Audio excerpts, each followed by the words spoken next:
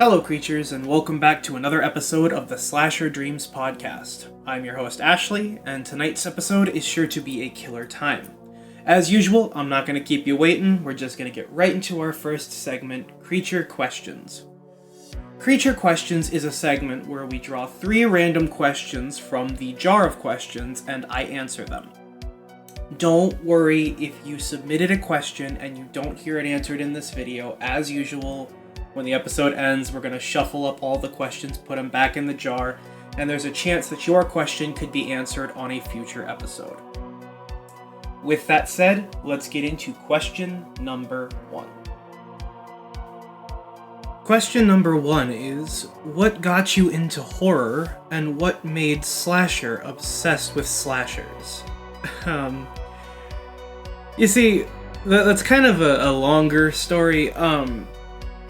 So, when I was 5, my biological father had the second Child's Play on the TV. You know, a movie I clearly should not have been watching at that age. And it was the part where Chucky has to rip off his own hand in that machine inside of the Good Guy production factory. And just his facial expressions, him screaming, the fact that he was a doll, it all kind of added up into like this culmination of just terrifying, like, it was basically a traumatic experience for a 5-year-old me. You know, kid that can't process what he's seeing, just kind of happened.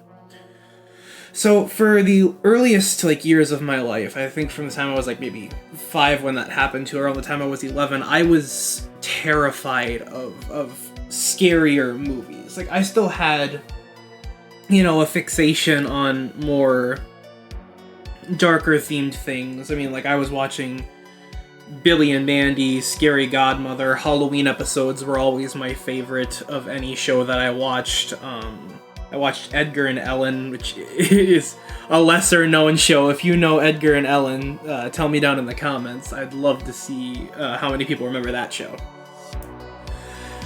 But I always stuck to the darker stories like that, but I never really got into that more violent adult level horror. As a matter of fact, growing up as a kid, I was so scared of stuff like that I would actively try to avoid any sort of relation to it. Being the youngest kid in my family, they used to make me get up and grab the movie off the shelf, put it in the DVD player. It was to a level where I would genuinely be afraid to touch the cases of films, worrying that they were going to come out of the case and attack me. I was not a very reasonable or rational child when it came to my fears and what I was afraid of. Nightmare on Elm Street, those covers, we have this entire set of them. They're all these red covers that have that tab where you push it to the side and it opens the DVD case. It was really cool. But those movies were especially hard to pick off the shelf, and I kind of grew to be very, very worried when I saw that shade of red for a while there. And it wasn't necessarily anything that could have been prevented. I mean, obviously the prevention for it was not making me put the movies in the shelf, but I could never explain just how it made me feel in a way that didn't make me feel incredibly embarrassed. It wasn't till I was about maybe 13, 14 when I first watched Scream 1996. That I really got this hook in me where I was wow, that wasn't as bad as I expected it to be. That wasn't as scary as some of the other films that I probably watched too early. Cause while I did my best to avoid horror, obviously you can't avoid everything forever. I mean, films the original Nightmare on Elm Street, the original Friday the 13th films, those were all shown to me when I was 8, 9. And all of those kind of creeped me out in a really, really bad way, because I had that mindset of it was going to be bad, it was going to be awful, and it made me more scared of it. And it wasn't until I was 13, 14 and I saw Scream that I was wow, is this what those movies were like? Because if that's what they were like, I I feel even more silly having been afraid of them. And once I finished Scream, my sister put on, Scream 2. We watched that. I didn't like it as much as Scream 1, but I still enjoyed it. And then we watched, Scream 3, and that was pretty good. At the time, I grew to dislike it as I got older and I started, learning more about films, getting into my storytelling more, and, learning about, writing, general, all that good stuff.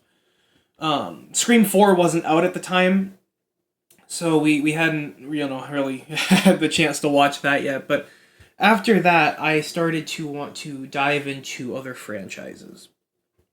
And, I really wanted to expand what I knew about in terms of it, because I was thinking, if this wasn't that bad, maybe other films I watched weren't that bad. And I went back and I watched, the Friday the 13th films, the Nightmare on Elm Street films. And to my surprise, they actually weren't as scary. As a matter of fact, I found the Nightmare on Elm Street franchise a little more goofy than I did scary this time around. And, the Friday the 13th films, I felt a lot more sad watching him, because I was like, man, Jason didn't really ask to be what he is, And I found that the movies that had scared me a lot as a kid weren't as scary to me anymore. And that was when I really started going into, other franchises at the time, like the Halloween series. And that one managed to scare me because, as I talked about in episode 1 of the podcast, that movie is genuinely great at its atmosphere. It's trying to be scary. And it succeeds in a way that a lot of the other films I had seen up to that point hadn't. We watched the 2006 When a Stranger Calls remake. We watched The Strangers 2007, which gave me a massive phobia of home invasion and basically altered my brain chemistry and how I view pretty much any situation. As a matter of fact, I blame it for part of my my paranoia. We watched the Prom Night remake. I think that was released in either 2007 or 2008. It was around that time that I really just started diving headfirst into horror itself. And I found that while I enjoyed movies that, were about, demons, fucking possessions, you got a ton of shit out there that's not slasher. And while I enjoyed those movies, I didn't find the same level of enjoyment or comfort that I did in the slasher films. And that's not to say that those movies are worse. There's a lot of movies that I like more than I like certain slasher films. I mean, the Evil Dead franchise is a good example of a franchise that I enjoy more than a lot of slasher franchises. But when it came down to it, I found most comfort from slasher films. I found that these movies took the premise of something I was afraid of, in terms of an unstoppable killing force or a home invasion like The Strangers, and it put it behind the screen. It was something realistic. A serial killer is incredibly realistic. It was something realistic that I personally feared. And I could watch those movies and externalize that fear and say, hey, it's behind a screen. I don't need to be afraid of that. And it gave me a sense of comfort, knowing that the danger that I always was afraid of couldn't actually get me. It was on the other side of the screen. And with that sense of comfort, I guess just grew this incredibly, passionate love that I have for slasher movies. And I started watching as many as I could. I still haven't seen ones that people probably would be like, what, you haven't seen that? That's crazy. And I'm sorry, I have this bad habit of creating huge watch lists of stuff that I need to get through, and procrastinating by rewatching things I've already seen. I just watched Terrifier 2 last night, and I'm supposed to be making it through the rest of the Hellraiser series at this moment. I even just watched a new show on Shudder that's a slasher series. It's actually a part of the that show called Slasher, called Hell Motel. I binged all 8 episodes of it when I got home last night. And it was just okay. It was great. I liked the show, but like I was supposed to be watching Hellraiser all of this week. I was supposed to be getting through the rest of that franchise. I mean, I do believe I should give myself some slack. As those of you who follow me on Twitter know, I did just sit through the entire Full Moon universe, all Evil Bong movies, all demonic toy movies, all fucking Ginger Dead Man movies. I was literally just there for Puppet Master. And I was like, you know what? Fuck it. This is a whole verse. I didn't know it was a verse. I know now. Let me restart, because I was only like 2 movies into the Puppet Master franchise. And I'll just go straight through it. And I went through all 37 of those fucking films. And they were only good for like the first 10, 11 films.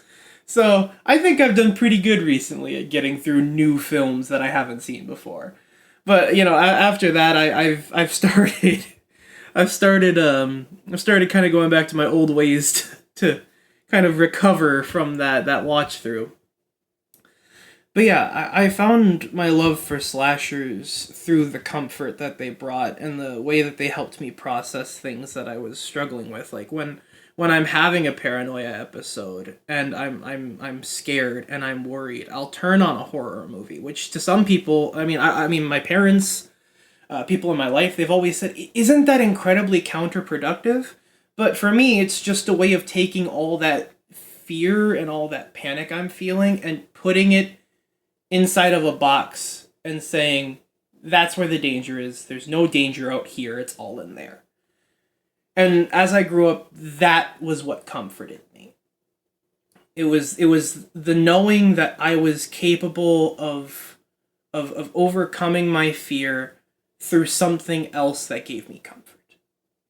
Through something that made me feel as though I was safe out here because it was taking all the danger for me. The danger was with the characters. The killer was played by an actor. It wasn't real. It gave me the sense that I was safe. And I don't know if that makes sense to anybody else. I'm probably not explaining it the best, but it made sense to me. And, I mean, as I said earlier, I've always been into spooky things. I've always been into more, darker things. I mean, I've been a goth since I was fucking 13. I've always been this way. But that initial period in my life where I was scared of horror is just this weird part that I tend to forget about, and I'm kind of grateful for it because in a sense I feel like me being scared for so long is what opened me up to being a lot more receptive to it when I got older. It allowed me to look at how I was and be like, oh, well, that was silly. And I think that it's made it a lot easier to kind of take things in that scare me nowadays. But yeah, that's kind of the gist of how I grew to love slashers and how I went from a kid that was so scared of everything he couldn't even touch a movie case to somebody that now predominantly talks about horror constantly, pretty much every day, all day. It's some form of change, like I earlier I said I've always been like this when it comes to, me being who I am. But I do tend to forget that part of my life existed. And it's just crazy to think about, especially considering who I am nowadays. It is just completely wild to me. But yeah, that's kind of the gist of how I became the horror fan that I am. Thank you for that question. I know that was a bit of a personal answer, and maybe it didn't make much sense to other people, but it makes sense to me. And that's really all I can do is be honest here. Alrighty. Let's see. Question number 2. Is there any realm of horror that has yet to be explored in gaming? If not, what type of games would you like to see explored more with horror? You see, the thing when it comes to horror gaming, especially in today's climate, is there are a ton of indie studios.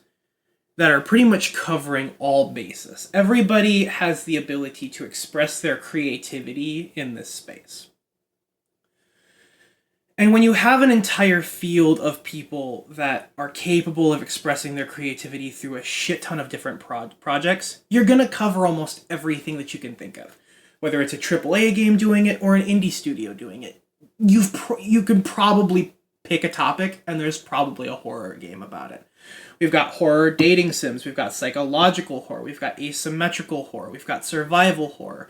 There's a fuck ton of possibilities and a fuck ton of people to make it. And the indie space has done incredible with going into areas that other companies and bigger companies will not go into. Personally, for me, I would like to see, when it comes to multiplayer horror, I'd like to see them take it a more intense route. A lot of multiplayer horror is focused around, asymmetrical. It's one person's the killer versus, a group of people playing survivors. Or in the weird case of that Texas Chainsaw Massacre game, it's 3 killers versus 4 survivors. I wasn't the biggest fan of that game or its layout.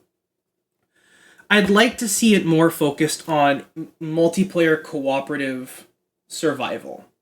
A game that's really impressed me lately, with all the clips I've seen and the playthroughs I've been watching in preparation for trying to get myself to play it when I finally find friends to play it with, is the Outlast Trials. The Outlast Trials features a squad of 4 people called reagents, I believe. And the reagents are sent in to complete tasks before evacuating a set-up trial made to test them by the Murkoff Corporation, the big bad corporate entity of the Outlast universe. I would like to see a horror game, especially like a licensed horror game, utilize that rather than the asymmetrical kind of format. Like, think of it like this. Imagine playing a game where you are 4, 5, maybe 6 survivors trying to survive Michael Myers in an asylum facility. The game is completely first person, but instead of having another player that you can just bully and predict, it's a computer that you have no way of fighting back against, kind of like a lot of multiplayer horror games used to be, but with the actual tension of the Outlast games. Like, I don't know if any of you really know about the game. I'm sure some of you obviously will. It's not necessarily an obscure game, but I never really see anybody talk about it. But Outlast is an incredible universe with a massive lore and one of the best atmospheres in all of horror gaming. And from what I've seen, Outlast Trials is no different whatsoever, if not ramping it up from what their first 2 single-player narrative-driven games were. Outlast Trials looks incredible. It has a dreadful atmosphere to be in, and I mean that in the best way possible. I'm not saying like, oh god, why couldn't they just get a good atmosphere? I mean, the atmosphere in this game creates genuine dread, genuine panic. I'll be watching a playthrough of somebody playing it, and I myself will get nervous, even though I'm not the one playing the game. I'll get jump scared. I'll get fucking panicked as they're being chased by, like, Mother Gooseberry. Or fucking... I'm trying to remember his name. I think his name is, like, Coyle. He's a police officer with an electric shock baton. He's fucking creepy. The quote-unquote prime assets are what they call the killers in that game. And they're all controlled by a computer, but the computers actually do pretty well at maintaining the atmosphere. They don't feel like typical horror game computers where you can trap it in like a corner and it's just going to keep walking into the corner. They actually hunt. And there are some game modes, there's like timed events where they'll put multiple prime assets in the same mission. So you'll have to survive both like Mother Gooseberry and Coyle. Or you'll have to like survive 2 or 3 of the killers / prime assets that they have in the game. It's an incredibly well done structure, and it's made even better by its atmosphere and its use of smaller enemies throughout the facility that kind of give away your location. Some can disguise themselves as your teammates and attack you out of nowhere to make you on edge and distrusting of the people around you. I believe it's got proximity chat, but some of the people I've been watching, I believe, have been in just like Discord calls, so I don't think it works that way. I'm not sure how Discord works. You can pretty much hear them the entire video, though, so I don't think the proximity chat works. But I have heard some people using proximity chat, so I don't know if they set that up with, like, a mod or something, or if they just did it for their call, and it's like a mod for their call, I'm not sure. Or if it's in-game, it could be, I don't know. But, like, proximity chat's another good way of immersing yourself into a game like this. The game itself looks fun. The game's missions all look diverse and full of different themes that you can explore. And there's, of course, lore hidden in each of them in the documentation that Outlast is known for. There's the night vision Outlast is known for. All of it adds to creating this tense, atmospheric experience that genuinely draws out dread, panic, and terror from players. I mean, everybody I've talked to has said this game actively scares them. It's not just like one of those games where it's like, oh yeah, dude, that jump scare, it really got me. Like, people have played this game and they genuinely are like, hey, I gotta take a break between rounds because this shit's making my heart race. Like, that's incredible. Now, if you take that and you apply that to literally any other horror game, and you've got a game that can be incredibly successful. You don't have to worry about competing with Dead by Daylight or whatever other asymmetrical horror game tries to take its crown that year and fails. I mean, how many failed DBD clones have we had? Friday the 13th failed due to no fault of its own. Killer Clowns from Outer Space is still going, but I think its player count is continuously dropping, and I never hear anybody talk about it. People were talking about it when Tom Savini and Elvira were added, but I haven't heard them talked about since. Evil Dead fucking died. Texas Chainsaw Massacre had its plug pulled. VHS was a fucking tragedy. I thought that was really gonna fucking pop off, but it didn't. Identity V is still going strong, but I know that it doesn't have nearly as large of a player base as DBD last time I checked. That may have changed. I haven't checked in a long time. But, like, there are tons of clones, or I think Identity V might have actually been around before DBD, but don't quote me on that. But there are tons of games that have tried, and I think that's the problem. They need to stop trying to clone DBD and just do their own thing. And I'm not saying it can't be asymmetrical, but if you're gonna do it, break away from this format you've got going on that genuinely doesn't seem to work. Like, Friday the 13th was working, but due to no fault of its own, as I said, it got fucked over. And I think that's the really unfortunate part, is I think Friday the 13th could have been an incredibly long-standing and successful game. I think all of those years that they just sat there collecting dust as that lawsuit chipped away at this fan base could have been spent, building a game that not only stuck around and didn't end last year, but, like, a game that could have actively been one of the best horror multiplayer games of all time.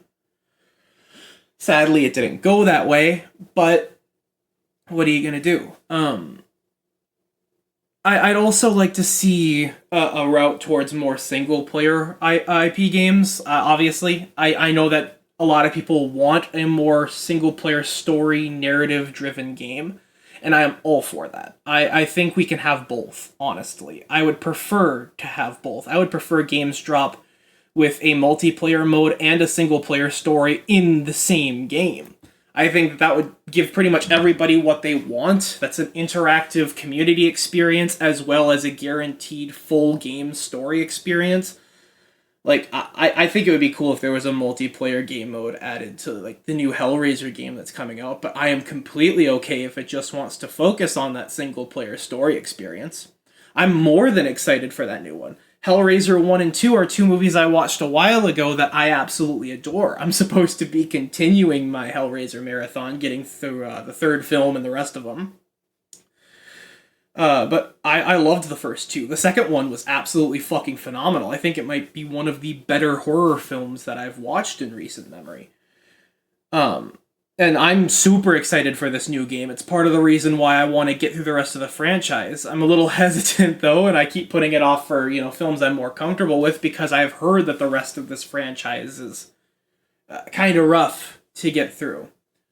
But I'm gonna give it its fair chance, like I do with every other franchise. I heard the Texas Chainsaw franchise was rough, and I sat through that one. And I actually didn't hate all of it like I thought I would, because Texas Chainsaw Massacre was the original film was great. The remake from 2003 was great. You got the Do Your Thing Cuz fucking 3D film that was decent. I'm not gonna say it's as bad as everybody says it is because I don't agree with that. I don't think it's good by any means, but I also don't think it deserves a lot of the shit it gets. But then you've got a lot of stinkers in that franchise, some absolute bad apples, and it's a shame because I do think that franchise could have a lot of promise if it was just treated better. But yeah, I would love for this new Hellraiser game to come out with both a single player and multiplayer experience. But if they just want to focus on a single player thing and they don't want to dedicate to a multiplayer thing, that's totally fine. I'm not trying to ask studios to do more than what they want to do with the game. If this was only ever conceived as a single player idea, perfectly fine. That trailer got me hyped. I am more than excited for the new Hellraiser game. But with that said, I do think that a lot of horror games kind of hinge on whether or not this does well as a single-player experience. Because imagine somebody had an idea for another single-player, IP horror game. They were like, well, let's see how Hellraiser does, and Hellraiser fucking flops. That's going to be a problem.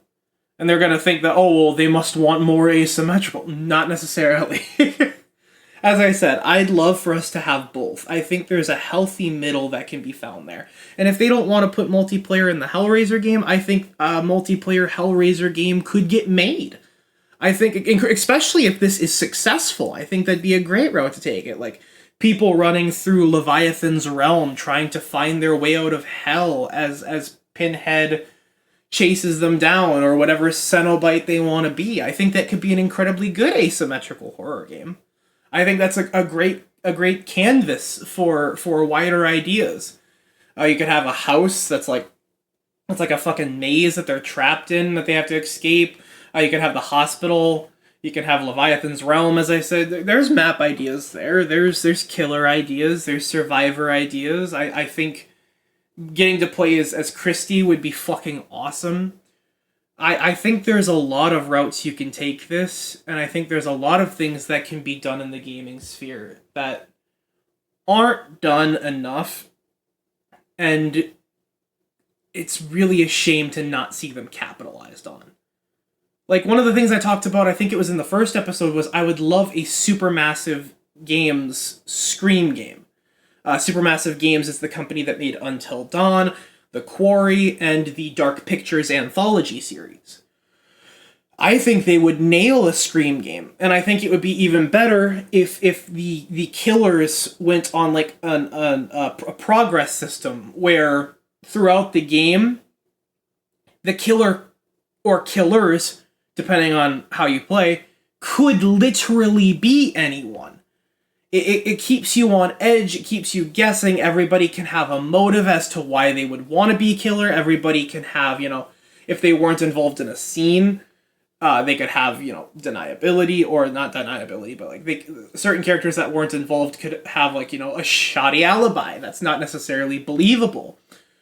And you can do this thing where, like, at the end of the game, depending on your choices, the killers will be two specific characters, or one specific character, or maybe even, like, super secret endings, or super difficult to get endings. It could even be 3 killers. And they'll reveal themselves, or, just all of themselves. And it creates this feeling like you genuinely are in a murder mystery with no answer, or like an answer that's difficult to know.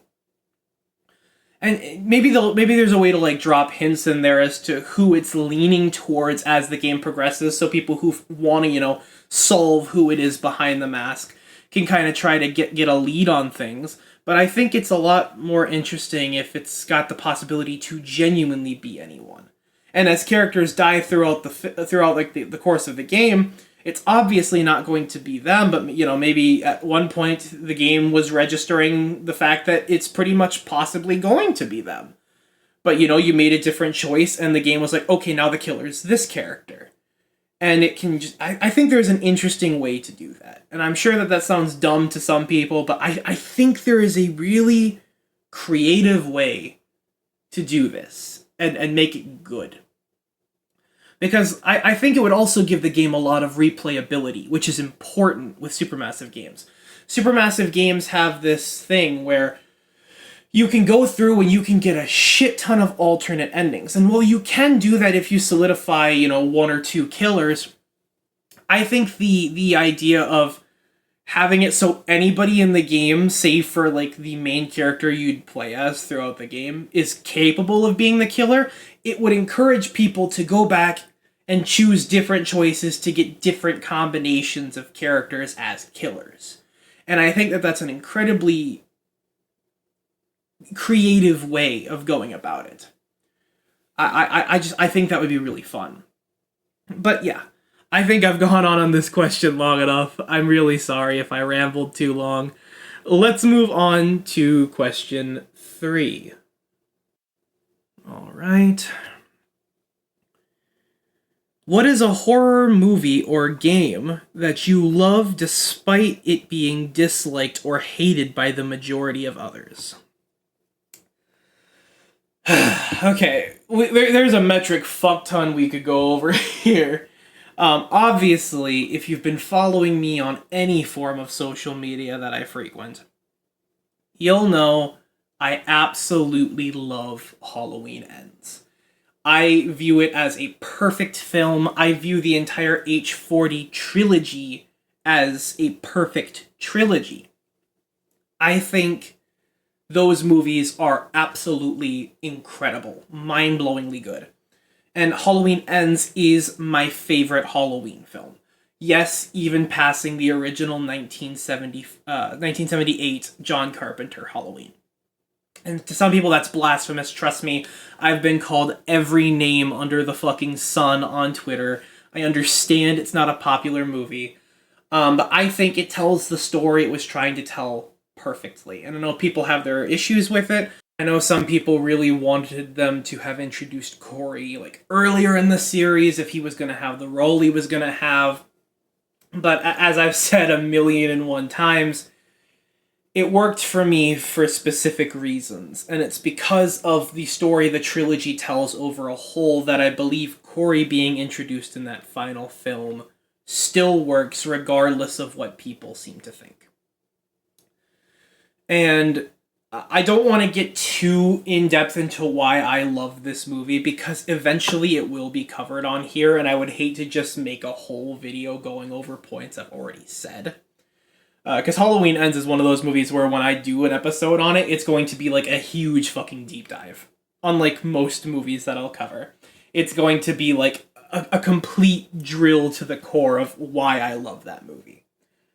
And I think I'll just leave it at Halloween Ends. Halloween Ends is my answer. Thank you for the question. I already know some people are in the comments I'm sorry. What? And I understand. Don't shoot the messenger. Alrighty. Next up, we will go to Song of the Day.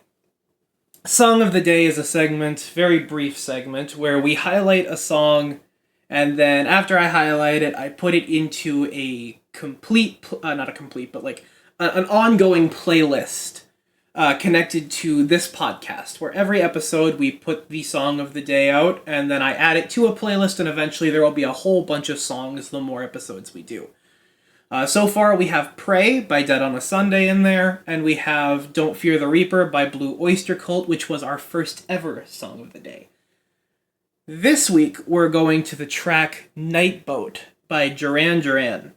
It is an incredible track, absolutely phenomenal. If you have not heard it, please go listen to this song right now. Pause this, go listen to that song, come back to this, and come back a changed person.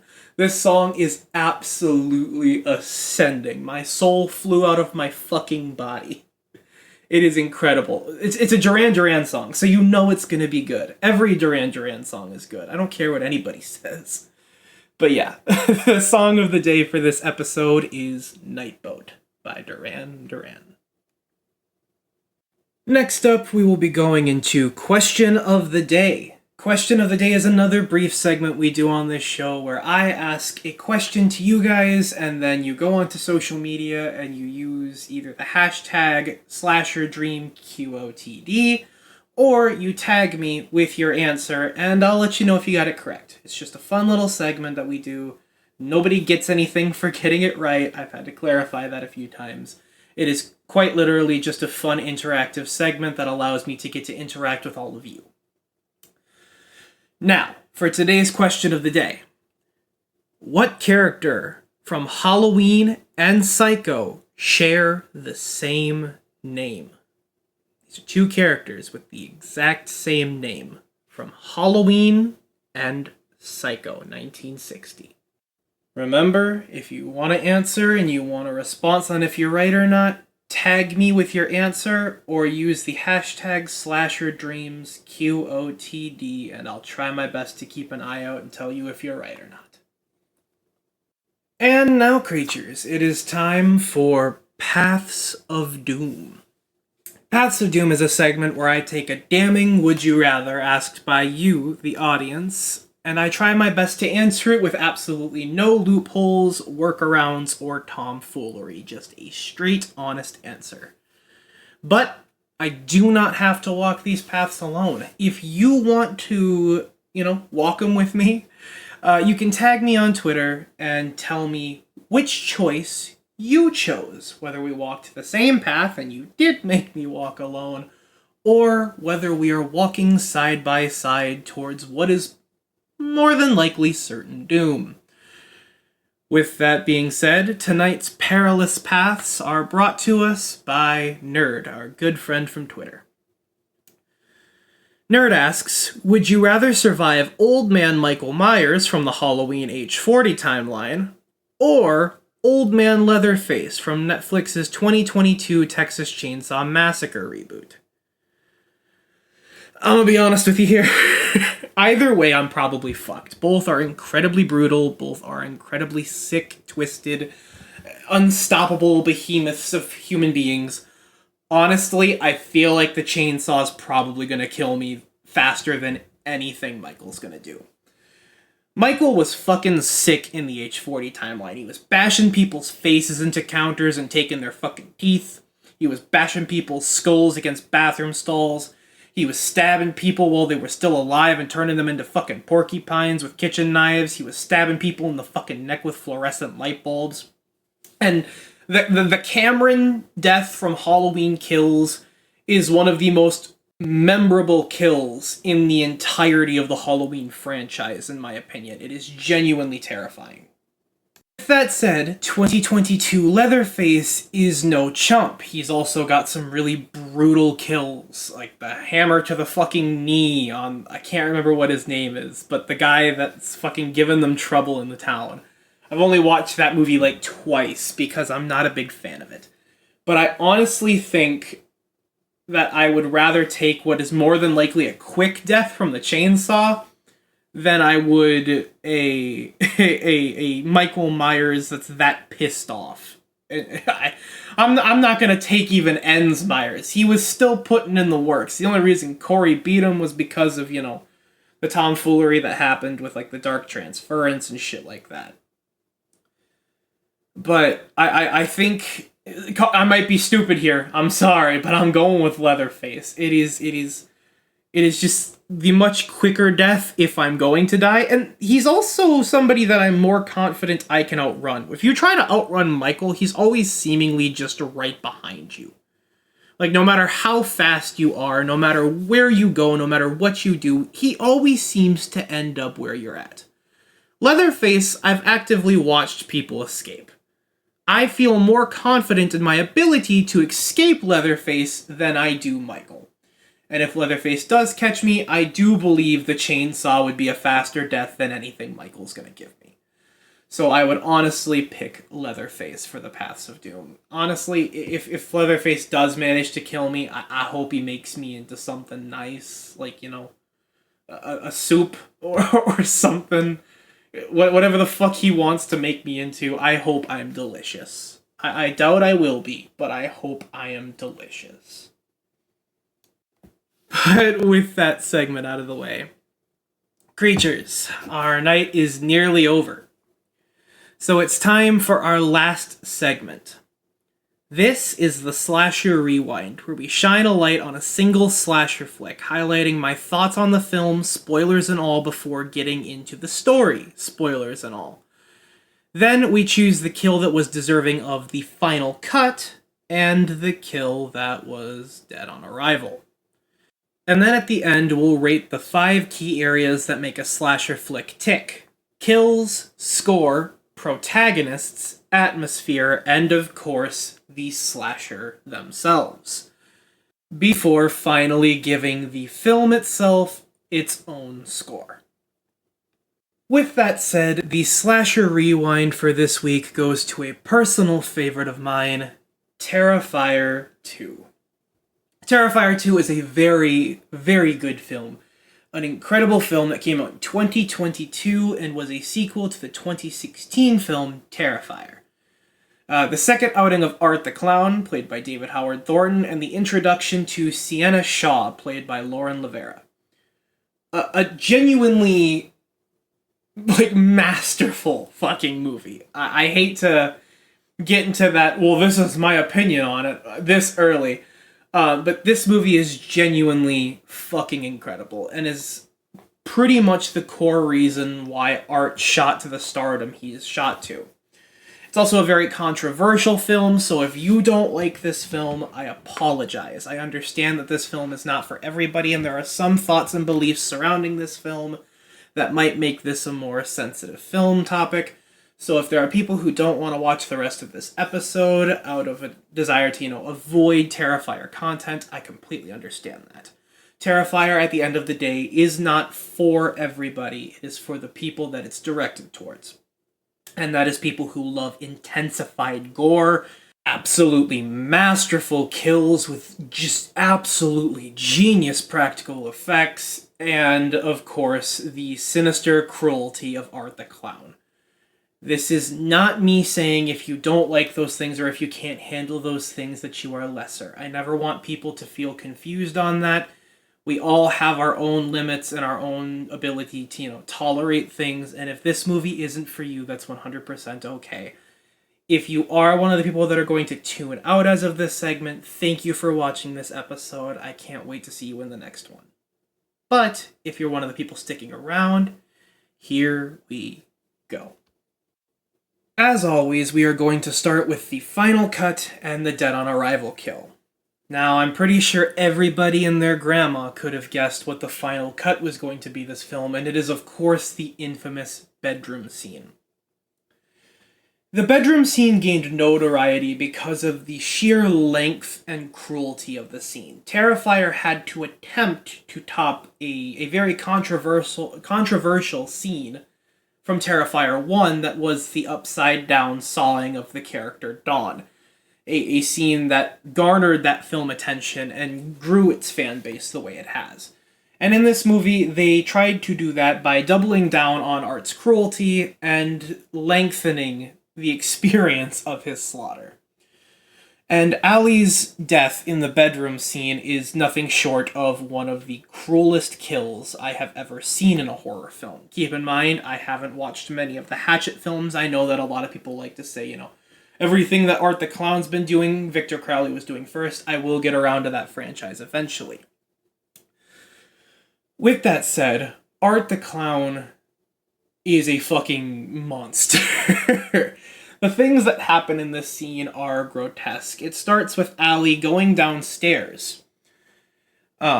She's going downstairs. She sees that the window, or not the window, but the sliding door is broken open, and she sees Art the Clown sitting in her kitchen after having denied him candy earlier as a quote-unquote trick-or-treater.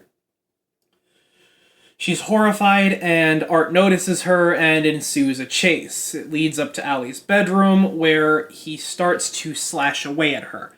It's a very brutal, very uncomfortable scene, and it ends up with him slashing up her back really bad, tearing off an entire chunk of flesh from her back.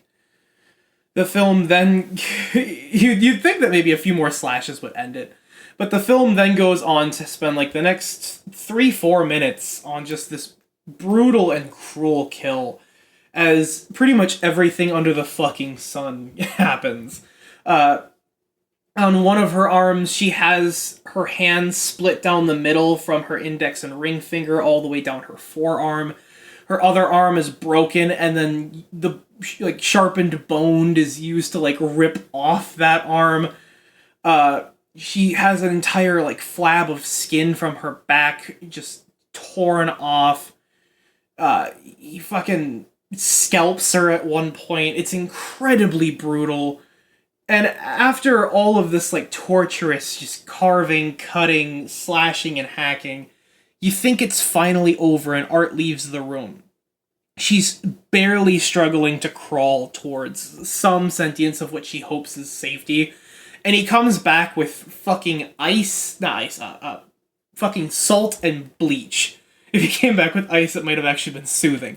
But instead, he pours salt and bleach into her wounds in what is just an incredibly cruel scene. And if you know Art the Clown, his ass is just silently laughing and mocking her the entire time he's doing this. So it only adds to this level of genuine discomfort and disgust at the scene you're seeing. I spent the entire first time I saw this movie during this scene in what I call shrimp mode, where my body is tensed up and I'm kind of just leaning forward in the shape of a shrimp. Because I was genuinely cringing at how painful that had to be. I was getting secondhand pain from the fucking scene. It is a masterfully done scene. The effects are brilliantly created. It genuinely feels like you're actually witnessing something you probably shouldn't be. And it's not until after the scene's kind of over and you have a second to breathe that you can really start to process that, yes, this is a movie, yes, that is a character, yes, these are prosthetics. It's just, they look so real, and it is so genuinely uncomfortable.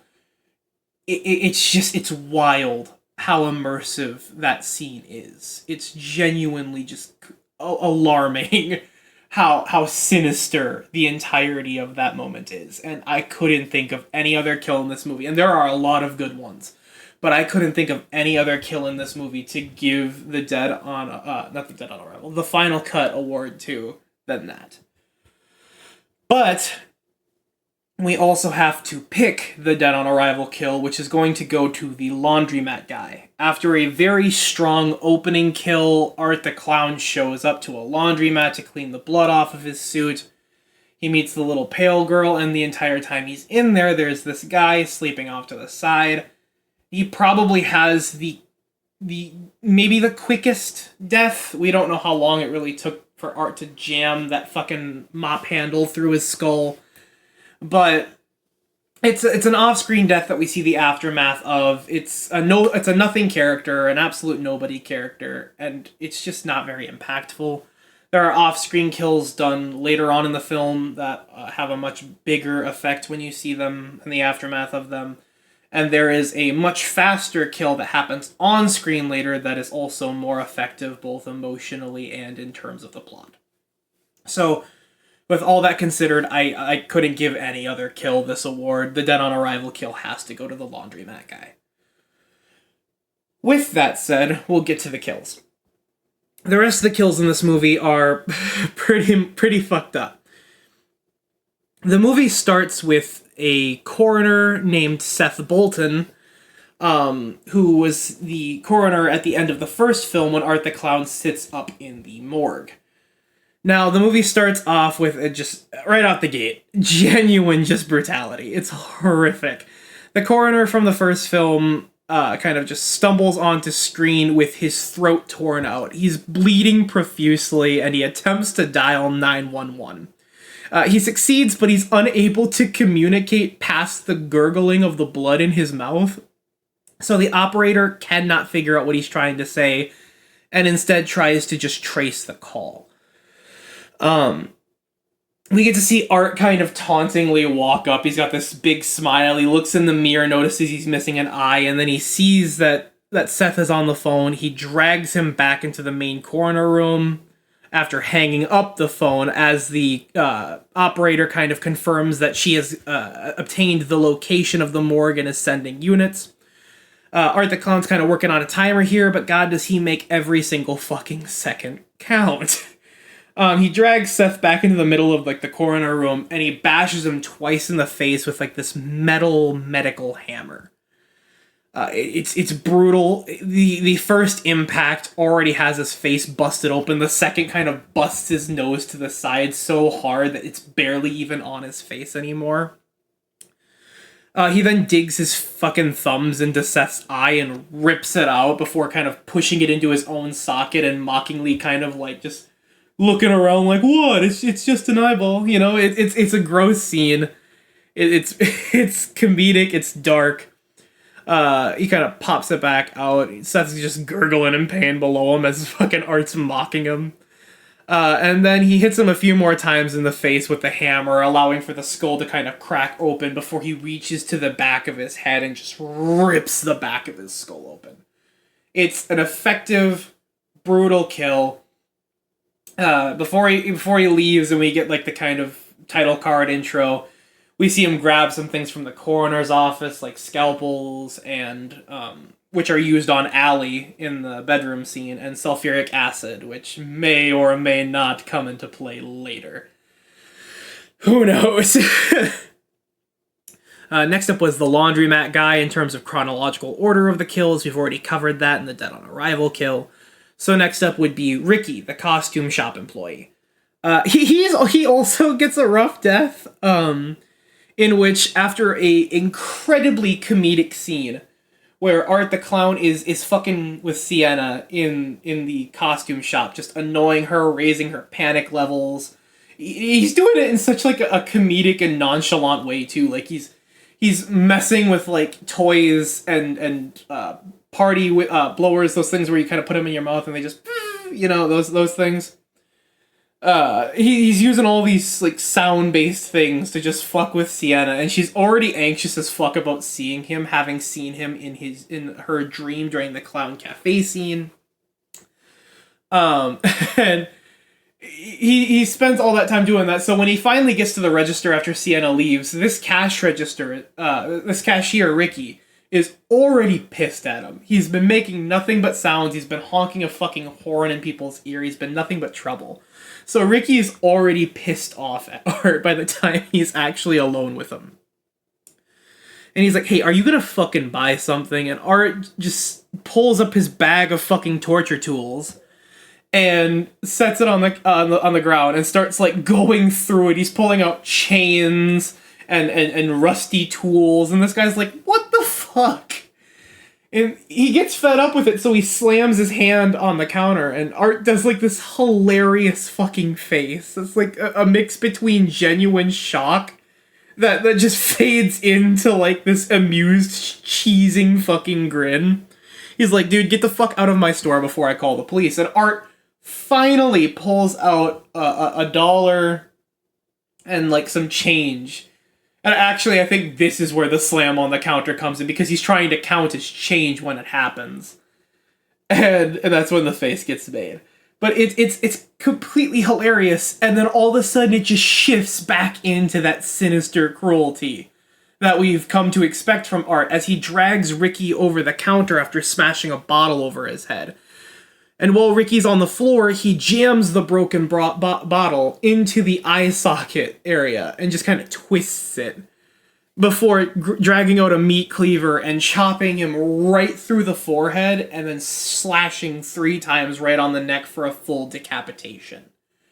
It's a relatively fast scene, but it's also kind of drawn out because the entire time the comedy scene's going there, you're almost letting your guard down. Like you know he's probably gonna kill him, but it's been such a comedic scene that while you know it's more than likely going to happen, it does kind of allow you to kind of detense for a second with the comedy of it, and it just sucks you right back in the worst way possible.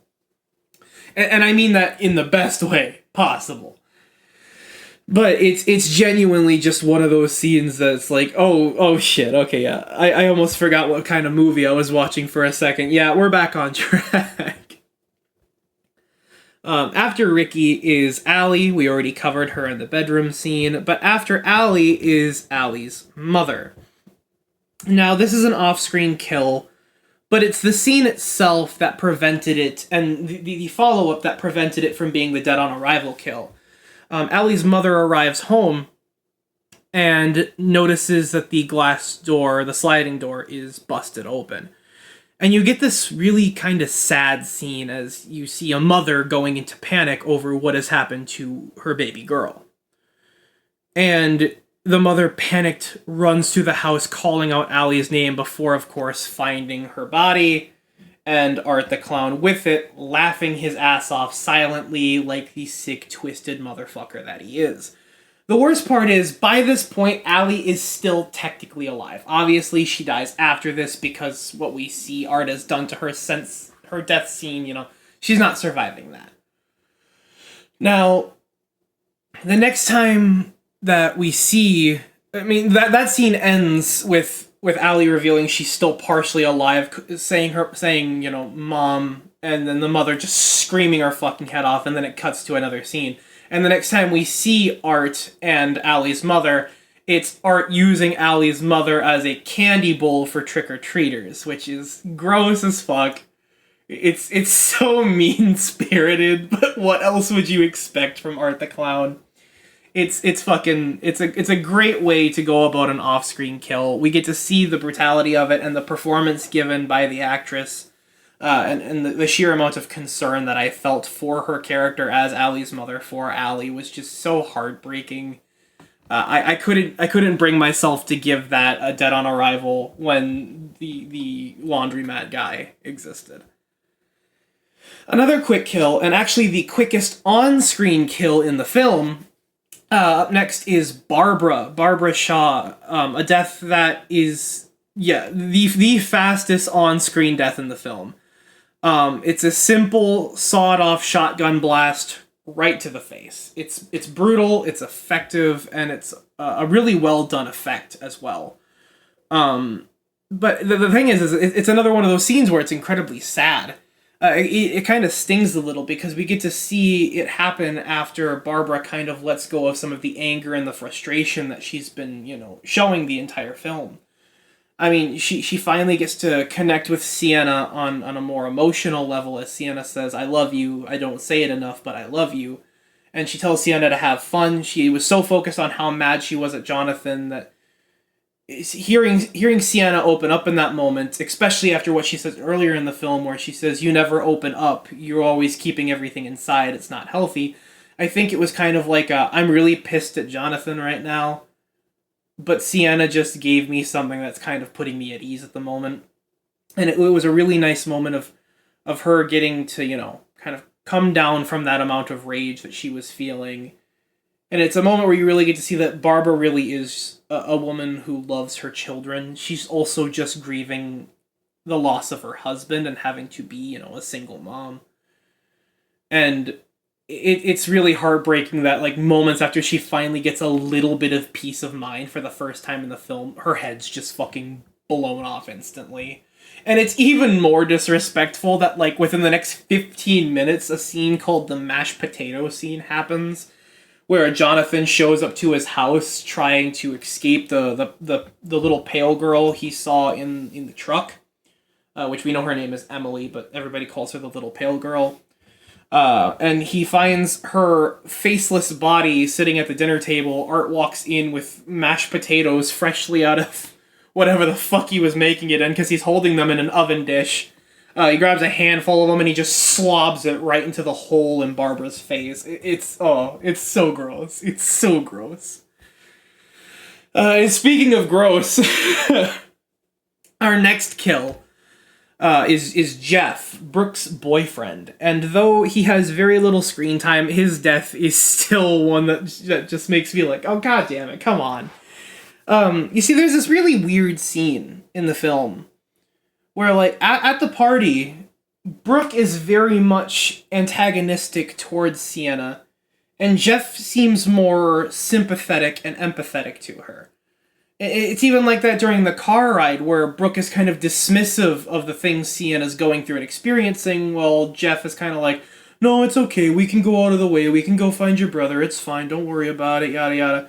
But then all of a sudden, after Sienna gets out of the car and goes into the Terrifier to find Jonathan, their roles completely reverse, and once again, Brooke is back to being a good friend defending Sienna, while Jeff is like, oh, no wonder she's like that. She's got issues. That girl's got issues. Like, we get to see that Brooke we saw earlier, who saw people staring at her friend having a panic attack and was like, excuse me, mind your own fucking business, you know. We get to see that good friend. But for a while there, Brooke is like, she's completely out of character. And it's like she's only mean until the movie decides that she needs to be nice again. So it's odd seeing Jeff as like this really nice character for a couple minutes that he has, you know, the screen time of, and then all of a sudden him turning into a douche right before his death. But he gets it rough, man. He gets stabbed in the groin 9 times and has his Johnson removed. He has it just completely torn off after a stab. A series of stabs to the groin so vicious that like it made me it made me kind of recoil. And then he's just left to fucking bleed out, and we know he dies because they confirm the body count in Terrifier 3.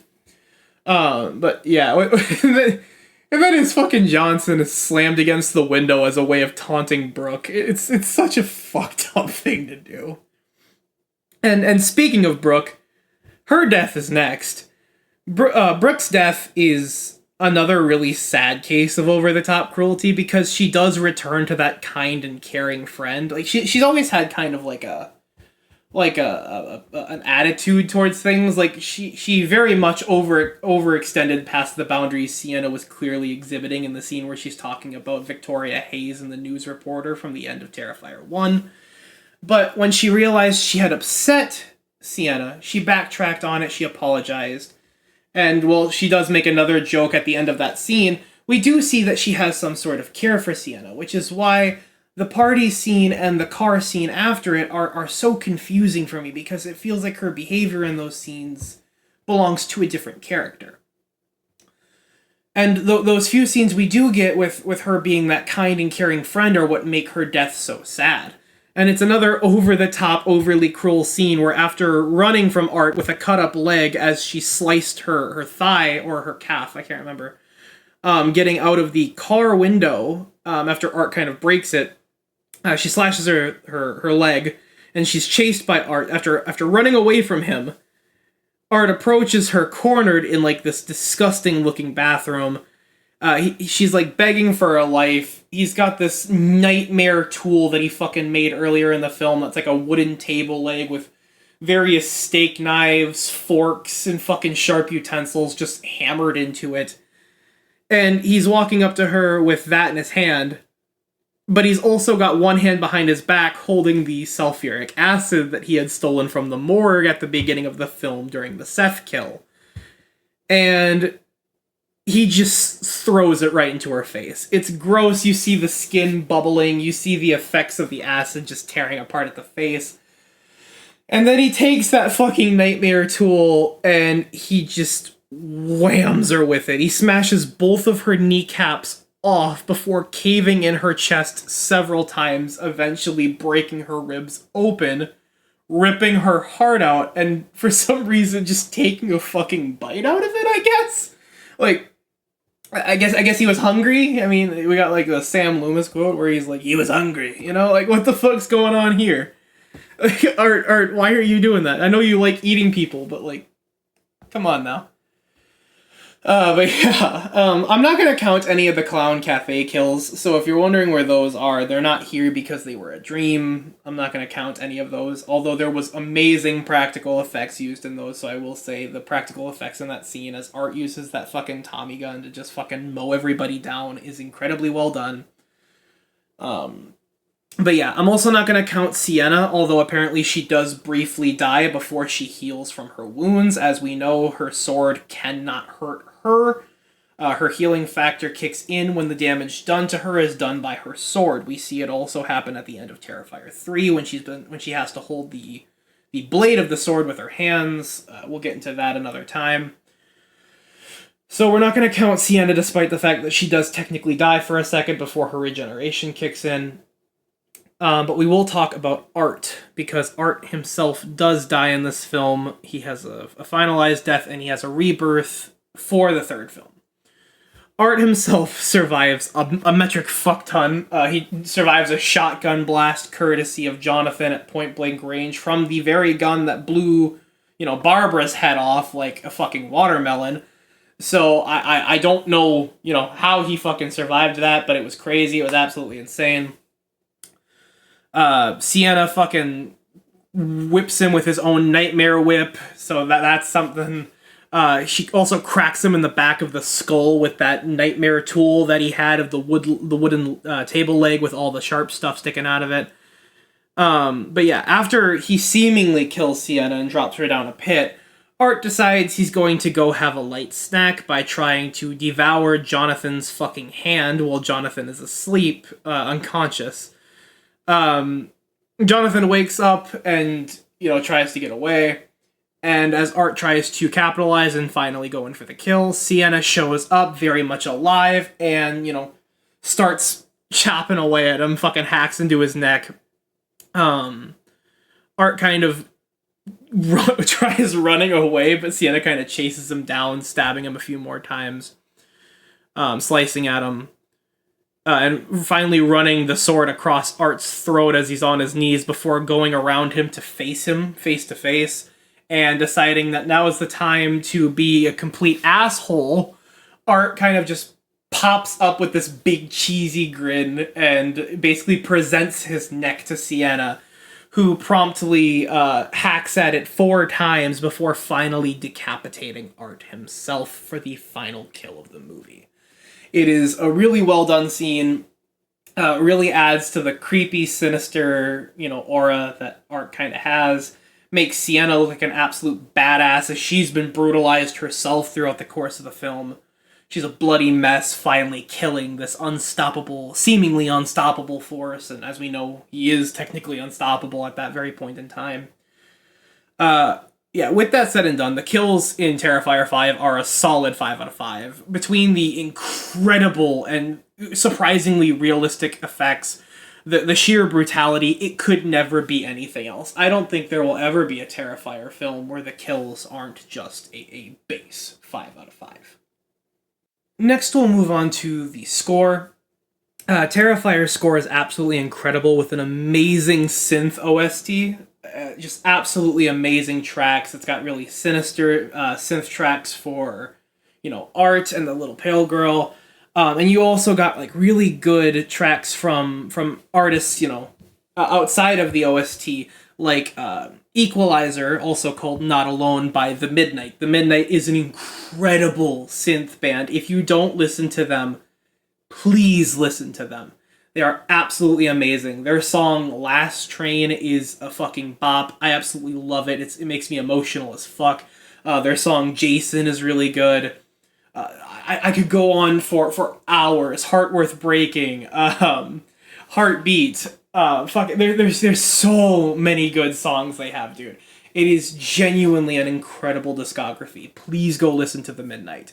But with songs like that on the track, with Equalizer Not Alone by The Midnight being Sienna's intro scene, I'm a sucker for that. I'm a sucker for synth music. I'm a sucker for The Midnight. And with that, I have a bias here, although, it's an opinion. Of course it's going to be biased. That the score of Terrifier is also a 5 out of 5. Next up, we've got the atmosphere. Terrifier 2 has an incredible atmosphere. It loses some of that dirtier feeling that the first film had, but it makes up for it with its overall setting and its intensity. The Halloween time is excellent for these films, and while I enjoyed the Christmas time of Terrifier 3, I do hope Terrifier 4 returns to the Halloween setting.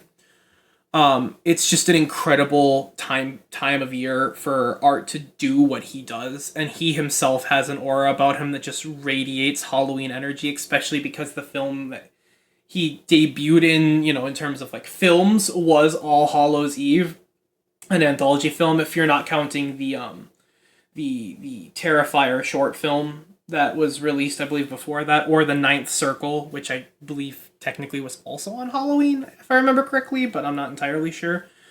But everything about him just seeps through the screen and makes you so nervous. The film is like the peak of effective 80s horror, but in a modern slasher flick. And it's just absolutely incredible. The atmosphere is a definite 5 out of 5. Now on to the protagonist of the film.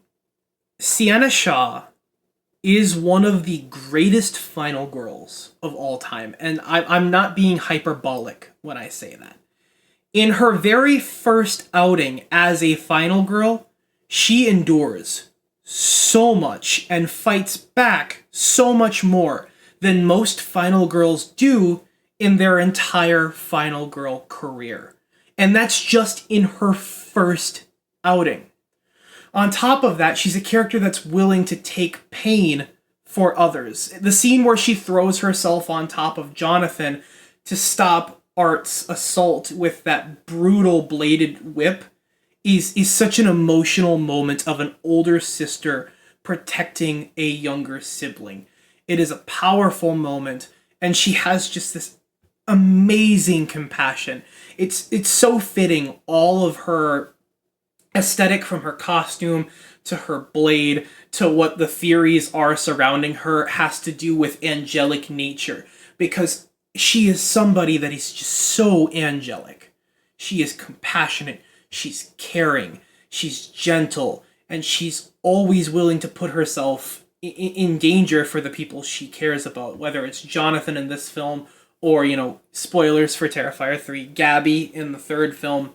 She is a protector, and she is an incredible protector at that. She has endured so much in the short time we've actively had her.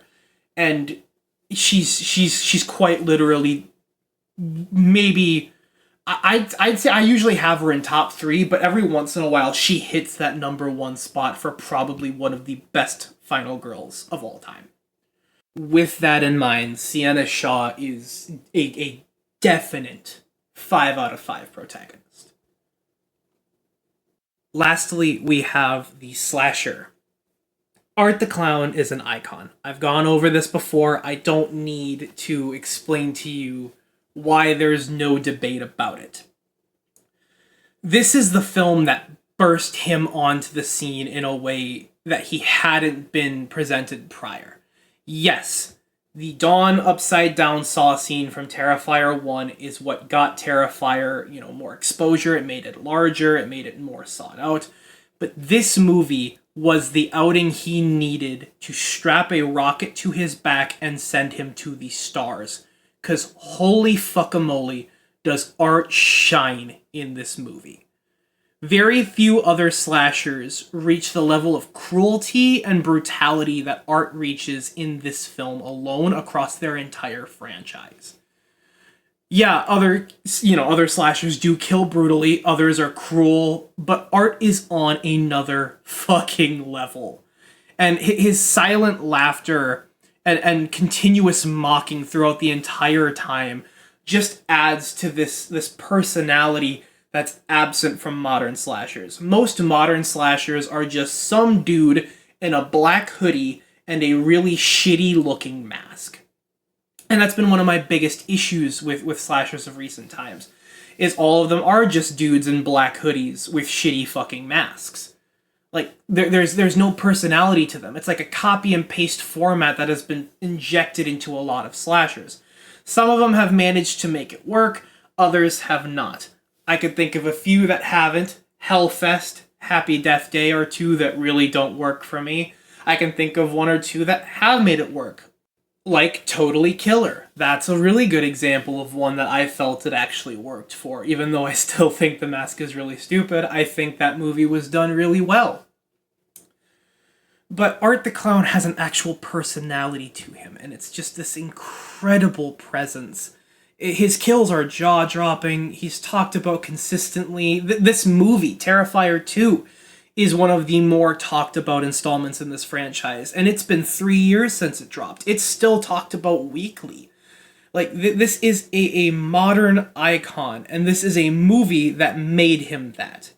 David Howard Thornton's performance in this film is excellent, with a mixture of like perfect comedic timing and really eerie, unsettling face acting that he does to give Art this just unique and thrilling personality that makes him so fun to watch. Art is without a doubt also a 5 out of 5. And with all 5 core areas rated, we are now ready to give it its overall score. It should not come as a shock. I've talked about this movie so much. Terrifier 2 is undoubtedly a 10 out of 10 knives on the slasher scale. I genuinely could not think of a more fitting rating for this film overall.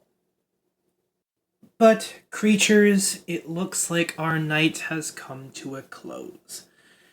This is your host, Ashley, reminding you to be kind, rewind, and keep an ear out for all things that go bump in the night. Until next time.